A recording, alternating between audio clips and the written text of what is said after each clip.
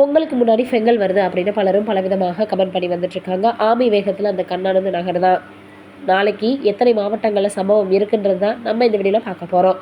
வங்கக்கடலில் உருவாகி இருக்கக்கூடிய ஆழ்ந்த காற்றழுத்த தாழ்வு மண்டலம் சென்னையிலிருந்து 720 கிலோமீட்டர் தொலைவில் தென்கிழக்கு திசையில் நிலை கொண்டு இருக்கிறதாகவும் தற்போது 8 கிலோமீட்டர் வேகத்தில் நகர்ந்து வரக்கூடிய நிலையில் நாளை புயலாக வலுவடையும் அப்படின்னு இந்திய வானிலை ஆய்வு மையம் தெரிவிச்சிருக்காங்க.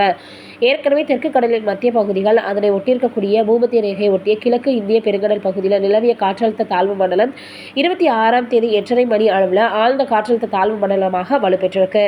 தென்மேற்கு வங்கக்கடல் பகுதிகளில் இலங்கை திரிகோணமலையில் இருந்து தென்கிழக்கு சுமார் 310 கிலோமீட்டர் தொலைவிலும், நாகப்பட்டினத்தில் இருந்து தென்கிழக்கே 590 கிலோமீட்டர் தொலைவிலும், புதுவையில் இருந்து தென்கிழக்கே வந்து பார்த்தோன்னா 710 கிலோமீட்டர் தொலைவிலும், சென்னையில் இருந்து தெற்கு தென்கிழக்கே 800 கிலோமீட்டர் தொலைவிலும் நிலை கொண்டிருக்கிறதா.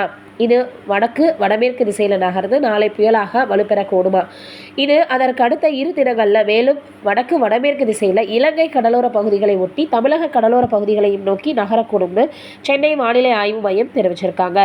தமிழகத்தில் அநேக இடங்கள்லையும் புதுவை மற்றும் காரைக்கால் பகுதிகளிலும் இடி மின்னலுடன் கூடிய லேசானது முதல் மிதமான மழை பெய்யக்கூடும். இந்த நிலையில் இந்த புயலுக்கு ஃபெங்கல் அப்படின்னு பெயரிடப்பட்டிருக்கு.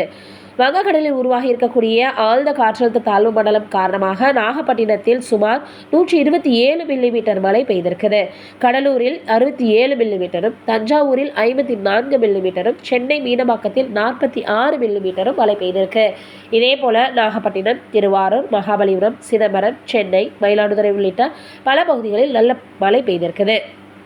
தொடர்ந்து வடமேற்கு நோக்கி நகர்ந்து இது தீவிரமடைந்து நவம்பர் 27ஆம் தேதி சூறாவளி புயலாக மாற வாய்ப்பு இருக்குதுன்னு சொல்லியிருந்தாங்க.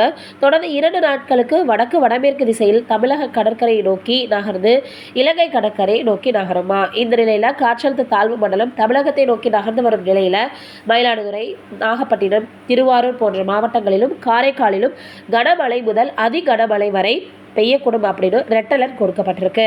இதே போல் சென்னை, திருவள்ளூர், அதற்கப்புறமாக காஞ்சிபுரம், செங்கல்பட்டு, விழுப்புரம், கடலூர், அரியலூர், தஞ்சாவூர், புதுக்கோட்டை, சிவகங்கை, ராமநாதபுரம் மற்றும் புதுச்சேரியில் கனமழை முதல் மிக கனமழை வரை பெய்யக்கூடும்னு ஆரஞ்ச் அலர்ட் கொடுக்கப்பட்டிருக்கு.